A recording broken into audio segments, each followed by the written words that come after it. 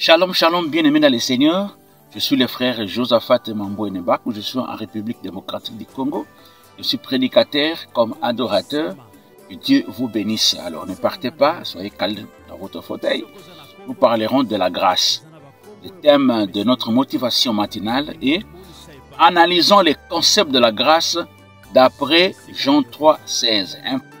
Car Dieu a tant aimé le monde qu'il a donné son Fils unique afin que quiconque croit en lui ne périsse point, mais qu'il ait la vie éternelle. » C'est quoi la grâce?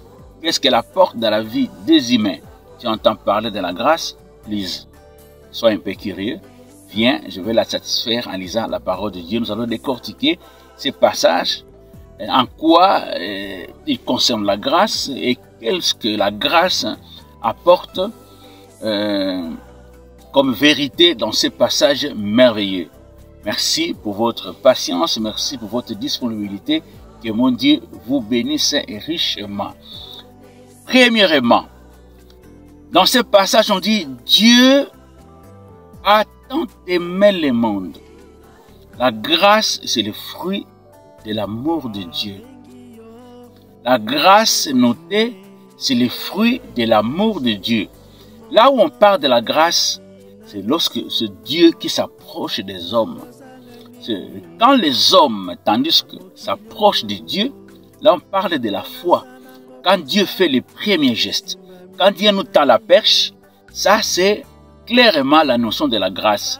Dieu a tant aimé. La grâce qui nous touche, que Dieu nous fait, c'est le fruit de son amour pour nous. Parce qu'il nous aime, voilà pourquoi il nous fait grâce. Tu as noté? De deux. La grâce nous localise. La grâce ne vient pas sur les animaux. La grâce ne vient pas sur les végétaux. La grâce vient sur les hommes. La Bible dit Dieu a tant aimé le monde. Il parle du monde des humains. Pas le monde végétal, pas le monde animal. Quand je parle de bêtes féroces, que ce soit les animaux qui sont dans la savane comme dans la forêt, la grâce localise. J'ai prié ce matin. J'ai prié pour toi. Que la grâce de Dieu te localise. Il y a beaucoup de choses qui t'échappent. Tu ne sais pas accéder à certaines possibilités dans la vie. Tu es coincé. Je prie que la grâce de Dieu puisse te localiser là où tu es. Tu peux dire Amen. Troisième point. La grâce, c'est le don de Dieu. La grâce, on l'a définie comme une faveur imméritée. Ça ne demande pas un sacrifice, ça ne demande pas tes compétences, ça ne demande pas que tu payes un prix pour l'avoir. C'est un don qui vient de Dieu. Je crois que Ephésiens 2:8 l'explique très bien quand il dit « C'est par la grâce que vous êtes sauvés, par les moyens de la foi. Et cela ne vient pas de vous, c'est le don de Dieu. Dieu a tant aimé le monde qu'il a donné. Il a fait un don. Ça c'est la grâce. La grâce, c'est un don. C'est une faveur imméritée. Nous n'avions pas demandé. Nous n'avions pas exigé. On n'a pas fait de prière pour le faire. On n'a pas fait gêner ou faire quoi que ce soit, un exercice spirituel, soit-il, pour acquérir ce que Dieu peut nous donner. La grâce de Dieu, c'est un don. Tu ne l'as pas mérité, mais Dieu te fait cadeau. Dieu te fait quelque chose de gratuit. Alléluia. Non, nous avons un Dieu qui est un papa responsable. Il va au-delà de ce que nous pensons, au-delà de ce que nous demandons. Il nous crée des surprises agréables. Imaginez-vous, Salomon demande la sagesse et l'intelligence. Dieu va au-delà. Il surprend Salomon. Il lui apporte richesse, de la renommée, des choses que Salomon n'a jamais demandé. Ça, c'est la grâce. Quatrièmement, dans ce passage de Jean 3, 16, on nous démontre que la grâce vient par Jésus-Christ. Il a tant aimé le monde qu'il a donné son Fils Jésus-Christ. Dans Jean 1, 17, on dit « La grâce et la vérité sont venues par Jésus-Christ. » Voilà pourquoi j'ai saisi cette occasion pour dire à une personne qui me suit « Reçois Jésus comme Seigneur et Sauveur dans ta vie. La grâce de Dieu sera sur toi, sera sur ta famille, sera sur tout ce que tu vas faire et entreprendre. » Ça, c'est un conseil gratuit. Je vous aime. Voilà pourquoi je vous le dis en vous regardant dans les yeux. La grâce vient par Jésus-Christ. Tu as le Fils, tu as la vie.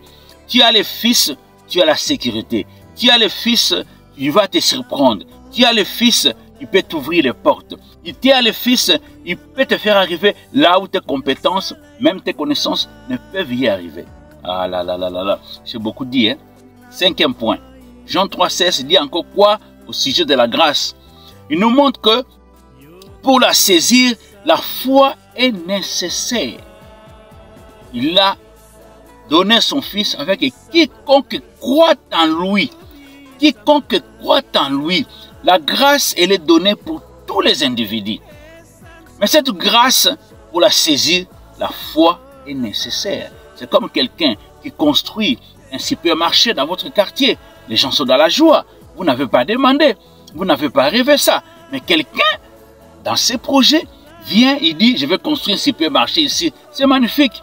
Mais pour accéder aux biens qui sont là, il faut une monnaie. Cette monnaie, c'est la foi. Je crois que je reviens encore au passage de Éphésiens 2:8 qui dit, c'est par la grâce de Dieu que vous êtes sauvés par les moyens de la foi. Par les moyens de la foi. Chers amis, voilà pourquoi, dans l'autre point, j'avais dit, reçois Jésus comme Seigneur et Sauveur. Crois en Jésus à l'œuvre qu'il a accomplie à la croix. La grâce de Dieu, tu vas la saisir, il travaillera de ta vie. Nous avons besoin de cette grâce. D'ailleurs, Paul disait, si je vis, c'est par la grâce de Dieu. Si je suis ce que je suis, c'est par la grâce de Dieu. D'ailleurs, tu le sais, si tu es né, c'est par la grâce de Dieu. Si tu as un boulot, si tu as un jeep, si tu as une belle femme, si tu as de beaux enfants, ça c'est encore la grâce de Dieu. Et la grâce de Dieu est capable de faire encore de plus grandes choses dans votre vie. Tu as besoin de cette grâce et la foi. Enfin, 6e point, la Bible nous dit, la grâce produit la vie éternelle. Quiconque croit à lui ne périsse point qu'il ait la vie éternelle. Quoique, si je récitais encore Éphésiens 2:8, ça va dans le même sens.